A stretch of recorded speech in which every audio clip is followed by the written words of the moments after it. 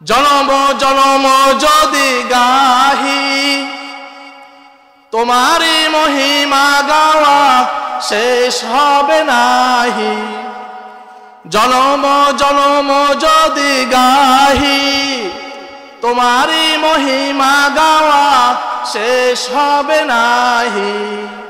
ভরেও ভরে না যেন, ভরেও ভরে না যেন সাহারায় প্রাণ। তুমি রহমান, তুমি মেহেরবান, তুমি রহমান, তুমি মেহেরবান। কখনো তোমারে যদি ভুলি হেদায়েতের আলো জ্বলে কাছে নিয়ে তুলি। কখনো তোমারে যদি ভুলি হেদায়েতের আলো জ্বলে নিয়ে কাছে তুলি। ঠাই দিও প্রিয়তম, ঠাই দিও প্রিয়তম ও গো দয়াবান। তুমি রহমান, তুমি মেহেরবান। কি বলেন? এখন আমাদের সময় কম, আমরা অল্প সময়ের মধ্যেই কিছু গুরুত্বপূর্ণ কথা আপনাদেরকে শোনানোর চেষ্টা করব। আমরা যদি শুকরিয়া জ্ঞাপন করি যে গত বছর আমরা এই জগদীশপুরে যে আয়োজনটুকু করেছি, দীর্ঘ একটি বছর পরেও এসে আল্লাহ রাব্বুল আলামিন আমাদের সবাইকে সুস্থ রেখে, আমাদেরকে জীবিত রেখে গত বছরের চেয়ে এবছর আরো বড় মাপের, আরো বড় ধরনের এই আয়োজন করার সুযোগ করে দিয়েছেন। আমি ব্যক্তিগতভাবে মনে করি যে এটি একমাত্র আল্লাহ সুবহানাহু তাআলার বিশেষ অনুকম্পা, বিশেষ অনুগ্রহ। কারণ যেহেতু শুরু থেকে এই মাহফিলের সাথে কম বেশ যোগাযোগ রয়েছে, এত বড় মাহফিল, এত বিশাল বড় আয়োজন, এই বিশাল বড় মজমা বাস্তবায়নের জন্য যেভাবে আমাদের সকলের মেহনত করার দরকার, হয়তো আমরা সেভাবে মেহনত করেছি বা করি নাই, কিন্তু আল্লাহ রাব্বুল আলামিন আমাদের চূড়ান্ত দিবসে একটি রূপরেখা আমাদের সামনে নিয়ে এসেছেন। আমরা দোয়া করি আল্লাহ রাব্বুল আলামিন আমাদের যে সমস্ত ওলামায়ে কেরামগণ আমাদের এখানে আসার কথা রয়েছে, তেনারাও যাতে সহি সালামতে আমাদের এই মাহফিলে এসে আমাদের এই মাহফিলকে ভরপুর কামিয়াব করে। পাশাপাশি আমরা দোয়া করি আল্লাহ রাব্বুল আলামিন এই মাহফিলের উসিলা করে এই জগদীশপুরে সকল মুসলিম পরিবারগুলোর উপর যাতে বিশেষ রহমত অবতীর্ণ হয়। পাশাপাশি এলাকার যত মুর্দাগান রয়েছেন সকলের কবরগুলোকে আল্লাহ রাব্বুল আলামিন যাতে জান্নাতের সুউচ্চ মাকামে সমাসীন করে। আমরা সবাই বলি আল্লাহুম্মা আমিন। আমরা যারা এখানে আসছি আমাদেরকে একটি বিষয় চিন্তা করা দরকার যে আমরা খুব সুস্থতার সাথে এখানে আসছি।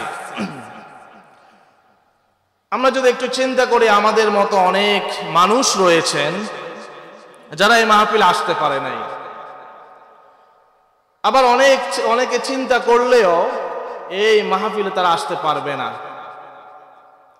কিন্তু আমাদেরকে কোনো প্রকারের অসুস্থতার মধ্যে না রেখে, কোনো বড় ধরনের বিপদের মধ্যে না রেখে আল্লাহ রাব্বুল আলামিন আমাদেরকে এই মাহফিলে নিয়ে আসছেন। এই জন্য আমরা আবারও শুকরিয়া আদায় করছি, আলহামদুলিল্লাহ। আমাদের এই মাহফিলের পুরোটা সময় ব্যাপী আমরা কখনো আলহামদুলিল্লাহ বলবো, কখনো আমরা সুবহানাল্লাহ বলবো, কখনো আমরা আল্লাহু আকবার বলবো। এই যে আমরা যে আল্লাহু আকবার বলছি, আল্লাহ সুবহানাহু তাআলার গুণকীর্তন করছি, আমরা আল্লাহ সুবহানাহু তাআলার প্রশংসা করছি, এই প্রশংসার ওজন কতটুকু, এই প্রশংসার গভীরতা কতটুকু, এটি একটু আমাদের বোঝা দরকার। এটি একটু আমাদের চিন্তা করা দরকার। আমরা চামড়ার বল মুখ দিয়ে আমরা বলে ফেলছি আলহামদুলিল্লাহ, বলে ফেলছি আলহামদুলিল্লাহ, বলে ফেলছি আল্লাহু আকবার, বলে ফেলছি সুবহানাল্লাহ। কিন্তু এই যে আমরা যে এই বাক্যগুলো আমরা যে উচ্চারণ করলাম, এই বাক্যগুলোর ওজন কতটুকু আমি আপনাদেরকে একটু জানানোর চেষ্টা করব। আপনারা সবাই চিনেন হযরতে সুলাইমান আলাইহিস সালাতু ওয়াস সালাম। হযরতে সুলাইমান আলাইহিস সালাতু ওয়াস সালাম ওনার সিংহাসন নিয়ে কোথাও যাচ্ছিলেন। আপনারা জানেন আল্লাহ রাব্বুল আলামিন যত নবী রাসূলদেরকে পাঠিয়েছেন, এই নবী রাসূলদের মধ্যে এক একজনকে এক এক গুণ দিয়ে আল্লাহ সুবহানাহু ওয়া তাআলা নবীদেরকে রাসূলদেরকে পৃথিবীতে পাঠিয়েছেন। এর মধ্যে উল্লেখযোগ্য একজন হচ্ছেন হযরতে সুলাইমান আলাইহিস সালাতু ওয়াস সালাম। হযরতে সুলাইমান আলাইহিস সালাতু ওয়াস সালামের কথা বাতাস শুনত। হযরতে সুলাইমান আলাইহিস সালাতু ওয়াস সালামের কথা পশু পাখি পশুকুল শুনত। হযরতে সুলাইমান আলাইহিস সালাতু ওয়াস সালামের কথা পিপিলিকা শুনত। তো হযরতে সুলাইমান আলাইহিস সালাতু ওয়াস সালাম কোথাও যাচ্ছিল, তখন তার এই সিংহাসন, বিশাল বড় সিংহাসন দেখে একজন কৃষক সুবহানাল্লাহ বলে উঠেছে। যখন সুবহানাল্লাহ বলে উঠেছে, তখন এটি হযরতে সুলাইমান আলাইহিস সালাতু ওয়াস সালামের নজরে আসছে। তিনি সঙ্গে সঙ্গে তার সেই সিংহাসনকে ওই কৃষক ব্যক্তির সামনে নামিয়ে বলছে, তুমি কি বলছো? সেই কৃষক ভয় পেয়ে গেছে যে বাদশা সুলাইমান আমার সামনে নেমে গেছে, আমার জানি কি অপরাধ হয়েছে। তখন সেই কৃষক বলছিল যে আমি তো আপনাকে এমন কিছু বলি নাই, আমি তো আপনার বিরুদ্ধে কোনো কিছু বলি নাই। আমি দাউদ আলাইহিস সালাতু ওয়াস সালামের সন্তানের এই শান, এই মান দেখে আমি আল্লাহর গুণকীর্তন আদায় করেছি, সুবহানাল্লাহ বলেছি। তখন সুলাইমান আলাইহিস সালাতু ওয়াস সালাম বলতেছে যে তুমি যে আমাকে ভয় পাচ্ছ, এটা তুমি ভুল করছো। আমি তোমাকে এই জন্য তোমার সামনে আমি নামি নাই, আমি তোমার সামনে নেমেছি। তুমি যে সুবহানাল্লাহ বলেছ, এই সুবহানাল্লাহর ওজন আমার যে সিংহাসন রয়েছে এই সিংহাসন থেকেও অনেক অনেক গুণ বেশি উঠবে। এই কথা শোনার পর আমি তো মনে করি আমাদেরকে আবারও সুবহানাল্লাহ বলা দরকার। কি বলেন? আমাদেরকে সুবহানাল্লাহ বলা দরকার না? হাদিসে আসছে তাসবিহাতুন ওয়াহিদাতুন খায়রুম মিনাদ দুনিয়া ওয়া মা ফিহা। যে ব্যক্তি একবার তাসবিহ পাঠ করবে, তাসবিহ আলহামদুলিল্লাহ আল্লাহু আকবার একবার যে পাঠ করবে, তার আমল নামায় আসমান থেকে নিয়ে জমিন পর্যন্ত যেই খালি জায়গাটুকু রয়েছে, এই খালি জায়গা পরিমাণ সওয়াব তার আমল নামায় লেখা হবে। তো সুলাইমান আলাইহিস সালাতু ওয়াস সালামের এই শান দেখে, এই মান দেখে গুণকীর্তন করেছে, আল্লাহ রাব্বুল আলামিনের প্রশংসা করেছে, আল্লাহ রাব্বুল আলামিনের উপর তাসবিহ পড়েছে।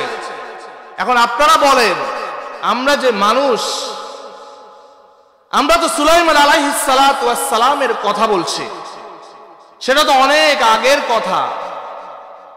কিন্তু আমরা যারা এখানে বসে আছি এবং আমরা যারা পর্দার আড়ালে মা বোন রয়েছি এবং যারা মাইকের আওয়াজটুকু শুনছি, আমাদেরকে একটু চিন্তা করা দরকার না যে আল্লাহ রাব্বুল আলামিন তো আমাদেরকে কত ক্ষেত্রে কত মান, কত শান আমাদেরকে দিয়ে রেখেছেন, এবং আল্লাহ রাব্বুল আলামিন আমাদেরকে কত নিয়ামত দিয়ে রেখেছেন। আল্লাহ রাব্বুল আলামিন কত কুদরত আমাদের সাথে রেখে দিয়েছেন। আমরা তো কখনো এগুলোর গুণকীর্তন আমরা করি নাই। কখনো কি আমরা প্রশংসা আদায় করছি? যে কখনো কি আমরা বলেছি যে আল্লাহ আপনি যে আমাকে এই সুন্দর সুস্থ দুটি চক্ষু দিয়েছেন, এই দুটি চক্ষু দেওয়ার কারণে আপনার গুণকীর্তন করলাম আলহামদুলিল্লাহ, আমরা কি কখনো করেছি?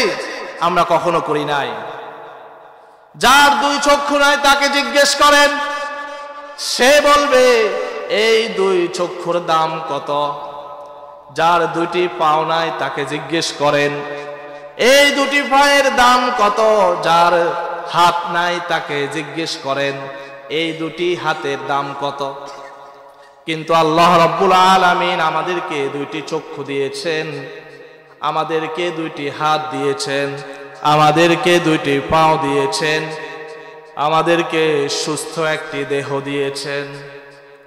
এই সুস্থ দেহ, সুস্থ হাত, সুস্থ পাও, সুস্থ মস্তিষ্ক, ইচ্ছা করলে আল্লাহ রাব্বুল আলামিন আমাদেরকে পাগল বানাতে পারতেন। রাস্তার মাঝে বিভিন্ন সময় দেখা যায় কত পাগল রাস্তার মাঝ দিয়ে হাঁটা চলা করে, রাস্তা দিয়ে চলে।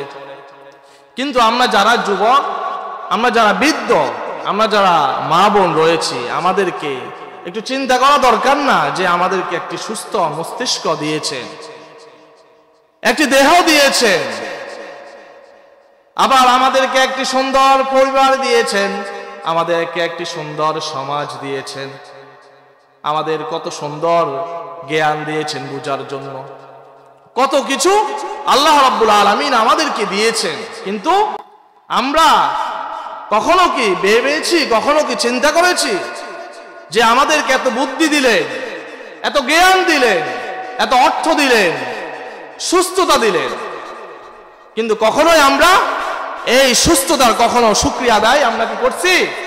আমরা করি নাই। আমরা কি কখনো আল্লাহ রাব্বুল আলামিনের গুণকীর্তন করছি? আমরা করি নাই, আমরা করি নাই। অথচ বিশ্বনবী সাল্লাল্লাহু আলাইহি ওয়াসাল্লাম বলেন যে তোমার অসুস্থতা আসার আগে আগেই তুমি সুস্থতাকে যথাযথভাবে কাজে লাগাও, সুস্থতার যথাযথ মূল্যায়ন করো। তোমার বৃদ্ধ আসার আগে তোমার যে যৌবন কাল রয়েছে, এই যৌবনের তুমি যথাযথ মূল্যায়ন করো। তোমাকে যে অর্থ দেওয়া হয়েছে এই অর্থের যথাযথ মূল্যায়ন করো। তোমাকে যে জীবন দেওয়া হয়েছে এই জীবনের যথাযথ দাম দাও।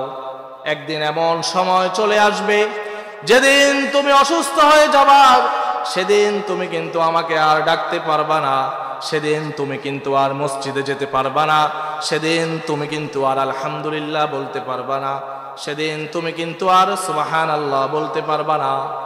যেদিন তোমার দুটি চক্ষু নিয়ে যাবে সেদিন তুমি কিন্তু দেখে দেখে কোরআন তেলাওয়াত করতে পারবা না। এই জন্যে অসুস্থতা আসার আগে আগেই আমাদেরকে সুস্থতার জন্য আমাদেরকে শুকরিয়া আদায় করতে হবে। এই জন্য আল্লাহ রাব্বুল আলামিন সূরা রহমানের মধ্যে বলেন ফাবিআইয়ি আলাইর রাব্বিকুমা তুকাযযিবান। আল্লাহ রাব্বুল আলামিন বলেন হে জিন এবং ইনসান, তোমরা আমার রবের কোন কোন নেয়ামতকে অস্বীকার করবে? পারবেন? কোন নেয়ামতকে অস্বীকার করার কোন সুযোগ কি আমাদের আছে?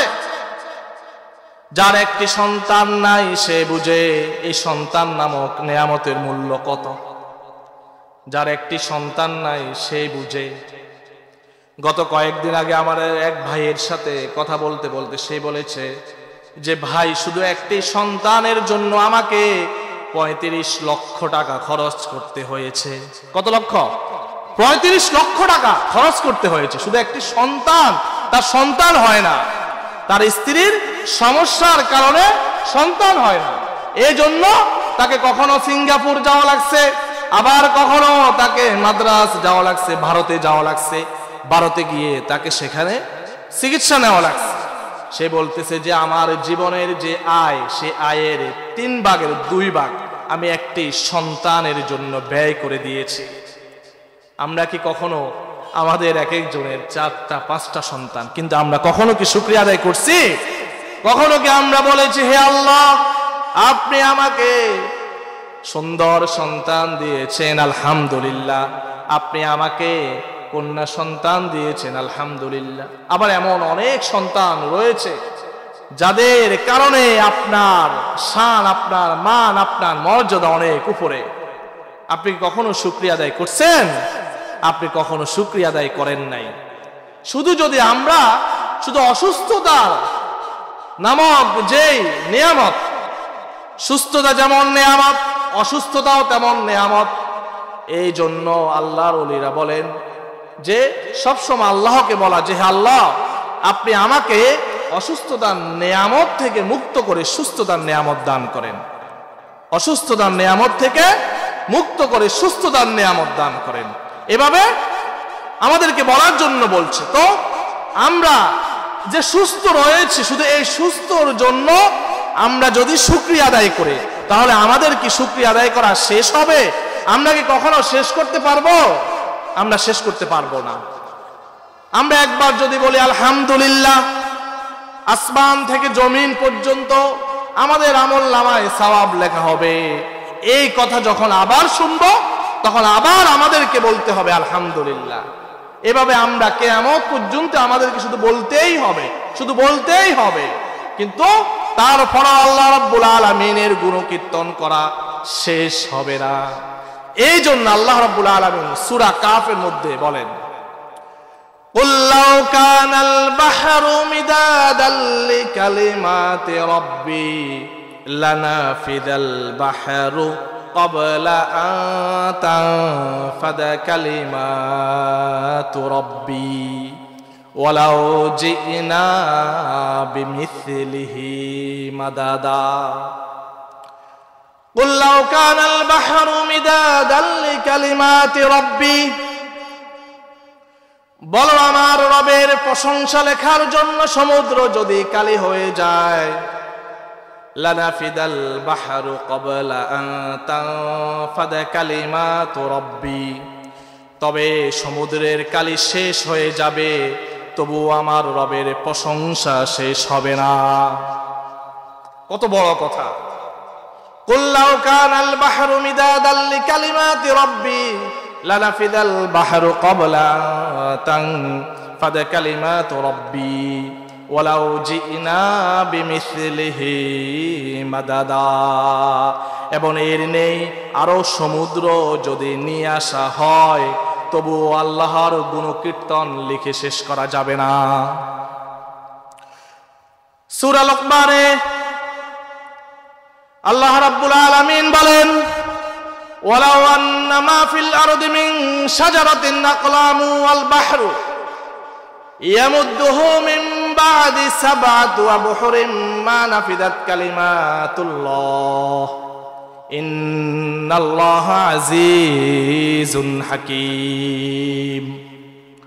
ওয়ালাউ আন্না মা ফিল আরদি মিন শাজারাতিন আকলাম, এই পৃথিবীর সমস্ত বৃক্ষকে যদি কলম বানানো হয়, ওয়ালাউ আন্না মা ফিল আরদি মিন শাজারাতিন আকলামু ওয়াল বাহরু ইয়ামুদ্দুহু মিন বাদি সাবআতি আবহুরিন মা নাফিদাত কালিমাতুল্লাহ, আর যে সমুদ্র রয়েছে এই সমুদ্রের ন্যায় আরো 7টি সমুদ্রকে যদি কালি বানানো হয়, তবুও আল্লাহ রাব্বুল আলামিনের প্রশংসা লিখে শেষ করা যাবে না। কি বলেন? আমার কথা কি আপনারা বুঝতেছেন? আল্লাহ রাব্বুল আলামিন বলছে, আমরা যে আল্লাহ রাব্বুল আলামিনের প্রশংসা করব, এই যে আমাদেরকে যে এত নিয়ামত দিয়েছেন, এত কিছু আমাদেরকে দিলেন, এই কিছু যে প্রশংসা করব, এবং বলছে তোমরা যদি এই প্রশংসা যদি লিখার মাধ্যমে যদি প্রকাশ করো, তাহলে বলা হয়েছে এক জায়গায় যে যদি সমুদ্র, যত সমুদ্র রয়েছে, যে 7টি সমুদ্র রয়েছে, এক জায়গায় বলছে সূরা লোকমানে বলছে যে 7টি সমুদ্র রয়েছে, এই 7টি সমুদ্রের যত পানি রয়েছে সকল পানিকে যদি কালি বানানো হয়, আর যত গাছপালা রয়েছে সকল গাছপালাকে যদি কলম বানানো হয়, তারপরেও আল্লাহ রাব্বুল আলামিনের গুণকীর্তন শেষ করা যাবে না। এখন আপনি তো শুধু সমুদ্রের কথা শুনছেন, আপনি ভাবছেন আমাদের দেশের বুড়িগঙ্গা নদীর মতো, আপনি ভাবছেন মজু চৌধুরীর হাটের সেই নদীর মতো, আপনি এটা ভাবতেছেন। কিন্তু আপনি তো জানেন না সমুদ্রের কথা যেখানে বলছে যে আমার আল্লাহ কত বড়। শুধু এই সামনে যে কথাগুলো বলবে এগুলো যদি আপনি বুঝেন, তাহলে আপনি বুঝতে পারবেন যে আমার আল্লাহ কত বড়। আর আল্লাহর প্রশংসা আমরা যে আদায় করি না, আমরা কত কপাল পোড়া, আমাদের কপালটা যে কত ফাটা, আমরা কখনো এটা চিন্তাও করি না। সমুদ্রের কথা বলছে, সবচেয়ে বড় যে সমুদ্র, সেই সমুদ্রের নাম হলো প্রশান্ত মহাসাগর। সেই প্রশান্ত মহাসাগর আর আমাদের বাংলাদেশের সাথে যেই বঙ্গোপসাগর রয়েছে, এই বঙ্গোপসাগর এটা হচ্ছে কি আরো হচ্ছে অনেক ছোট। এই বঙ্গোপসাগরের সবচেয়ে গভীরতম যে জায়গা, সেই জায়গার নাম হচ্ছে সোর্স অফ নো গ্রাউন্ড। আর প্রশান্ত মহাসাগরকে দিয়ে অনেকে উদাহরণ দিয়েছেন যে সবচেয়ে বড় যে সাগর, সেই সাগর হচ্ছে প্রশান্ত মহাসাগর। এবং প্রশান্ত মহাসাগরের একটি সবচেয়ে গভীরতম যে জায়গা রয়েছে, সেই জায়গার নাম হচ্ছে মারিয়ানা ট্রেঞ্চ। এটা আপনারা অনেকেই জানেন, শিক্ষিত যারা রয়েছেন। সেই মারিয়ানা ট্রেঞ্চের যে গভীরতা, সেই গভীরতা হচ্ছে 36,000 ফুট। বুঝছেন? এখন আপনারা যদি হিসাব বুঝেন, তাহলে আপনারা শুকরিয়া আদায় করবেন।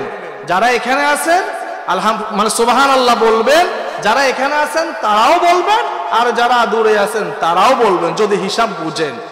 36,201 ফুট। আর এটার সাথে কিসের তুলনা করছে, কিভাবে বুঝাইছে আপনাকে?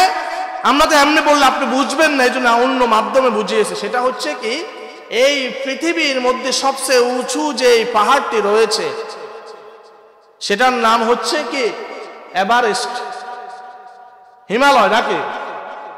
সেই এভারেস্টের উচ্চতা হচ্ছে 29,000-এর মতো, প্রায় 29,000 ফুট। এখন এই 29,000-এর উঁচা যে ফুট যেই এভারেস্ট রয়েছে, সেই এভারেস্টকে যদি এই প্রশান্ত মহাসাগরের যেই গোছে এই গভীরতম জায়গার মধ্যে যদি ফেলে দেওয়া হয়, মাউন্ট এভারেস্টকে যদি এই গভীরতম জায়গায় ফেলে দেওয়া হয়, সেই গভীরতম জায়গার মধ্যে এই পাহাড় ডুবে যাবে। এর পরেও আরো 6,000-এর মতো ফুট বাকি থেকে যাবে, মানে এর উপরে পানি থেকে যাবে। এবার আপনি চিন্তা করেন কি পরিমাণ পানি আমাদের এই সাগরগুলোতে রয়েছে, কি পরিমাণ পানি। এত বড় পাহাড়কে যেখানে ছেড়ে দেওয়া হবে সেটা ডুবে যাবে। কিন্তু আল্লাহ রাব্বুল আলামিন এখানে কি বলেছেন? এক জায়গায় বলছেন 7টা সমুদ্রের পানিকে একত্রিত করা হলে, এক জায়গায় বলছেন। আরেক জায়গায় বলছেন, এখানে তো সুনির্দিষ্ট করে দিয়েছেন যে 7টা সমুদ্র। আবার আরেক জায়গায় বলছেন যে না, এর ন্যায় আরো সমুদ্র। মোর শব্দ ব্যবহার করছে। যেখানে মোর শব্দ ব্যবহার করে সেখানে কি নাই, এটা কোনো লিমিট নাই, এটা কোনো শেষ নাই। আরো সামনে, আরো সামনে, আরো সামনে। আমরা যে বলি না, the more you will read, the more you will learn, মানে কি মোর যতই পড়িবে ততই শিখিবে, মানে কি এটা শেষ নাই। ঠিক আল্লাহ রাব্বুল আলামিনও বলছেন, কুল্লাউ কানাল বাহরু মিদাদাল লিকালিমাতি রাব্বি লানাফিদাল বাহরু ক্বাবলা আন তানফাদা কালিমাতু রাব্বি ওয়ালাউ জিনা বিমিসলিহি মাদাদা। যে এর নেই আরো সমুদ্র যদি নিয়ে আসা হয়, তারপরেও আমার গুণকীর্তন লিখে শেষ করা যাবে না। আল্লাহর গুণকীর্তন করতে থাকে, কি বলেন, শেষ করা যাবে? শেষ করা যাবে না। যদি আমরা এভাবে লিখতে থাকি যে এই সমুদ্রের কথা বলা হয়েছে, এই সমুদ্রের সকল পানিকে যদি কালি বানানো হয়, এবার আপনি চিন্তা করেন যে আল্লাহ রাব্বুল আলামিনের যে গুণকীর্তন, এই গুণকীর্তন আমরা কি করে শেষ করতে পারবো? আজকে আমরা ডিপ্রেশনে ভুগি, আমরা কত হাইহুতাশ আমরা করি যে আমাদের চাকরি নাই, আমাদের বিদেশে আমরা যাইতে পারি না, আমরা খাইতে পারি না। আমাদের যুব সমাজ কত কথা বলে, ফেসবুকে ঢুকলে তার হতাশা তার লেখাগুলো পড়তে পড়তে আমাদেরকে ক্লান্ত হয়ে যেতে হয়। কিন্তু আমরা কখনো কি চিন্তা করছি যে আমার আল্লাহ আমাদেরকে এত এত নেয়ামত দিয়েছে, এত নেয়ামত দিয়েছে? কখনো কি আমরা চিন্তা করছি? আমরা কখনোই চিন্তা করি নাই। এবার আসেন, আল্লাহ রাব্বুল আলামিন যে বলল পৃথিবীর সকল গাছগুলোকে যদি কলম বানানো হয়, তাহলেও এই গাছগুলো দিয়ে কলম বানালে আর পৃথিবীর সমস্ত গাছের কথা বলছে। একদিকে বলছে সাগরের কথা, অন্যদিকে বলছে গাছের কথা। যত বৃক্ষ রয়েছে সকল বৃক্ষকে যদি কলম বানানো হয়, আমি আমাদের এই সমাজে যে গাছগুলো, এগুলোর উদাহরণ আমরা দিব না। এগুলো ছোটখাটো, এগুলো কেটে এক জায়গায় নিয়ে আসা যাবে। আমরা উদাহরণ দিব আমাদের যে আম্মাজান যে বন রয়েছে সেটার উদাহরণ দেই, সেটা দিয়ে একটু বোঝানোর চেষ্টা করি, তাহলে আপনারা সহজে বুঝবেন। সেটা হচ্ছে সহজ কথা, যে আম্মাজান বন রয়েছে, সেই বন যে পরিমাণ জায়গা নিয়ে সেই বন, সে বাগান, সেই জায়গা আমাদের বাংলাদেশের মতো প্রায় 40টার মতো, মানে প্রায় 40টা বাংলাদেশকে একসাথ করলে যে পরিমাণ জায়গা, ওই পরিমাণ জায়গা নিয়ে সব বৃক্ষ। এবার আপনি চিন্তা করেন, সেই বৃক্ষগুলোকে যদি একত্রিত করা হয় আর সকল সমুদ্রের সকল পানি যদি কালি হিসাবে আমাদের সামনে আনা হয়, আর আমরা যদি লেখা শুরু করি, বলেন আমাদের কি গুণকীর্তন করে শেষ করা যাবে? শেষ করা যাবে না। তো আমরা যেই মহান সৃষ্টিকর্তার আমরা যে বান্দা, সে বান্দা হিসাবে আমরা কি সত্যিকার অর্থে সেই মনিবের সেই যথাযথ আমাদের এই যে এত বিশাল যে এত উদাহরণ আপনাদেরকে দিলাম, এই যে এত কিছু আমাদের সামনে যে আমরা তুলে নিয়ে আসলাম, কেন নিয়ে আসছি? আনার একটাই উদ্দেশ্য, সেটি হচ্ছে আমাদের মাঝে এটার একটা ইতমিনান তৈরি করা। আল্লাহ যে মহান বড়, এটা আমাদের অন্তরে বুঝানো। তাহলেই আমরা ইবাদত করতে আমরা মজা পাবো, আমরা নামাজ পড়তে আমরা মজা পাবো, আমরা সিজদা দিতে আমরা মজা পাবো। আমার দ্বারা অন্য কোনো মানুষ ক্ষতিগ্রস্ত হবে না। আমরা তো আল্লাহর বান্দা। আমরা কার বান্দা? আল্লাহর বান্দা। তা আল্লাহর বান্দা যিনি এত বড়, তার বান্দার অন্তরে তো হিংসা থাকতে পারবে না।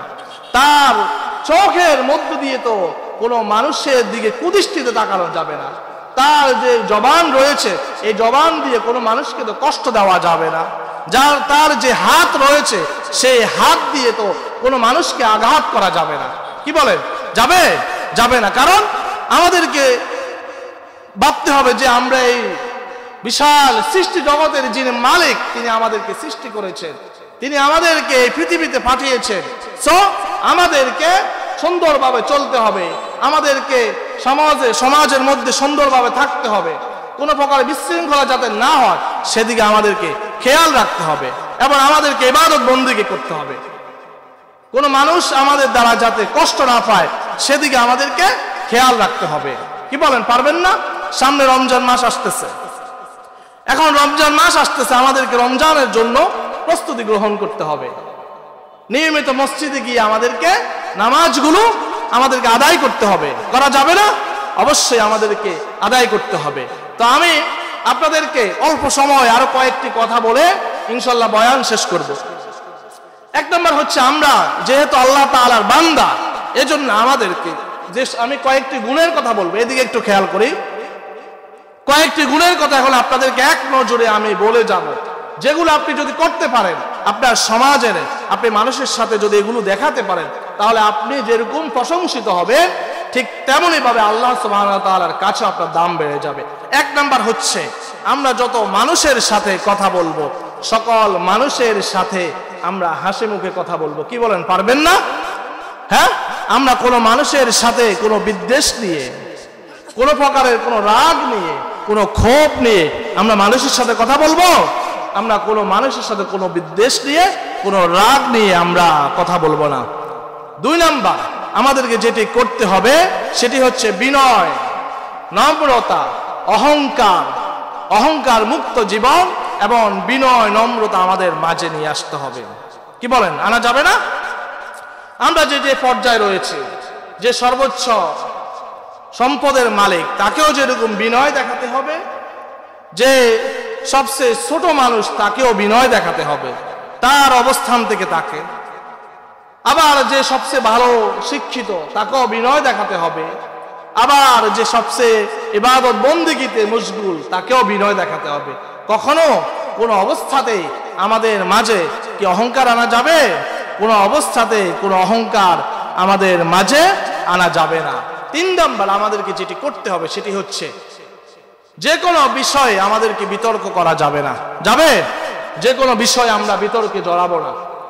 এই যে কথাগুলো বলতেছে এগুলো হচ্ছে আমাদের সমাজে আমরা যদি চলতে হয় তাহলে আমাদেরকে বিষয়গুলো মাথায় রেখে চললে আমাদের সমাজে শান্তি আসবে, সমাজে মুক্তি আসবে, সমাজে সবাই সুন্দরভাবে জীবনযাপন করতে পারবে। কোনো প্রকারের বিতর্কে আমরা জড়াবো না। এবং কেউ যদি আপনার সাথে বিতর্ক করতে চায় তাকে আপনি সালাম দিয়ে তার থেকে বিদায় নেন, যে ভাই আপনার সাথে কোনো প্রকারের কোনো বিতর্কে আমি জড়াতে রাজি নাই। 3 নাম্বার 4 নাম্বার মানুষের আচরণে কষ্ট পাওয়া যাবে না। মানুষের আচরণে ধৈর্য ধারণ করতে হবে। মানুষ আপনাকে কষ্ট দিবে, মানুষ আপনাকে বিভিন্নভাবে হয়রানি করবে, মানুষ আপনাকে বিভিন্নভাবে লাঞ্ছিত করবে, আপনার উপর জুলুম করবে, কিন্তু কোনো অবস্থাতেই আমাদের মনে কষ্ট রাখা যাবে না।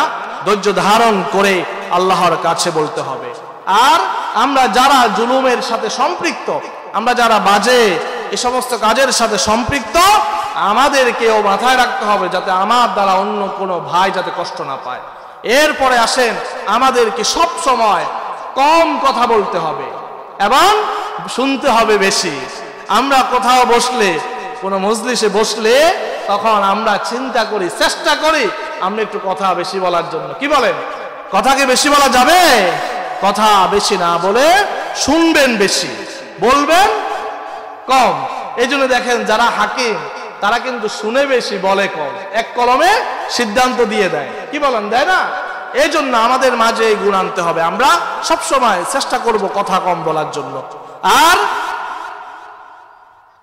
বিখ্যাত একজন মুহাদ্দিস বলেছিলেন যে হযরত হাসান বসরি রহমতুল্লাহ আলাইহি বলছিল যে তোমরা যদি মনে করো কথা বেশি বলা জ্ঞানী, তাহলে মনে রাখিও কথা কম বলা এটা হচ্ছে মহাজ্ঞানী।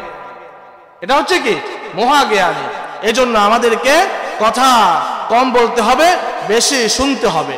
এবং 6 নাম্বার আমাদেরকে যেটি করতে হবে সেটি হচ্ছে কৃতজ্ঞতা প্রকাশ করা। আপনাকে কেউ কোনো সহযোগিতা করছে, আপনার ব্যাগটা তুলে দিয়ে আপনার বাড়িতে নিয়ে আসছে, তাকে আপনি জাযাকাল্লাহ বলেন। আপনাকে কেউ কোনো সহযোগিতা করছে, তার কৃতজ্ঞতা প্রকাশ করেন, তার এই কৃতজ্ঞতা আপনি স্মরণে রাখেন। আমরা যদি কৃতজ্ঞতা প্রকাশ করতে পারি তাহলেই আমাদের এই যে কাজগুলো এগুলো আরো ব্যাপকভাবে হবে, অন্যরাও উৎসাহ পাবে এই কাজগুলো করার জন্য। কিন্তু আমরা যদি কৃতজ্ঞতা প্রকাশ না করি তাহলে আমরা কিন্তু এগুলো সমাজে বাস্তবায়ন হবে না। কারণ সবাই তো কোরআন সুন্নাহ মেনে মেনে যে আপনার এই কৃতজ্ঞতা এগুলো যে করবে, ভালো কাজগুলো করবে, এগুলো তো সবাই করবে না। কেউ চায় আপনি তাকে জাযাকাল্লাহ বলেন, আপনি তাকে থ্যাঙ্কস বলেন, আপনি তাকে ধন্যবাদ দেন। তবে আমরা যেহেতু মুসলমান, আমরা চেষ্টা করব জাযাকাল্লাহ বলার জন্য, আর সামষ্টিকভাবে আমরা বলার চেষ্টা করব জাযাকুমুল্লাহ। এটা হচ্ছে কি উত্তম পরিভাষা, সুন্দর নাকি? তবে ধন্যবাদ যে বলা যাবে না তা না, ধন্যবাদও বলা যাবে। এরপরে আসেন রমজান মাস আসতেছে। এখন রমজান মাসে আমরা অনেকে রোজা রাখি না, যেহেতু এখন এই মাইকের আওয়াজ অনেক দূরে যাচ্ছে, মসজিদের আওয়াজ তো অনেক দূরে যায় না। এখন আপনাদেরকে আমরা একটা কথা জোরে বলতে পারবো, ওলামায়ে কেরামরা আসলে তারা হয়তো অনেক কিছু ভেবে চিনতে বলবে, কি জানি রাগ হয়ে যায় কিনা, হাদিয়া কমায় দেয় কিনা, আগা এবার দাওয়াত আবার না দেয় কিনা, ওনারা অনেক চিন্তা ফিকির করে বলবে। কিন্তু আমরা তো আপনাদের পার্মানেন্ট ব্যক্তি, তো এখন আপনাদেরকে বলতে হয় সেটা হচ্ছে আমাদেরকে রমজান আসতেছে, প্রথমত রোজাগুলো আমাদেরকে রাখতে হবে। রোজাগুলো বাদ দিয়ে পূর্ব বাজারে গিয়ে হোটেল রেস্তোরাঁয় কি করা যাবে না, হোটেল রেস্তোরাঁয় খাওয়া যাবে না।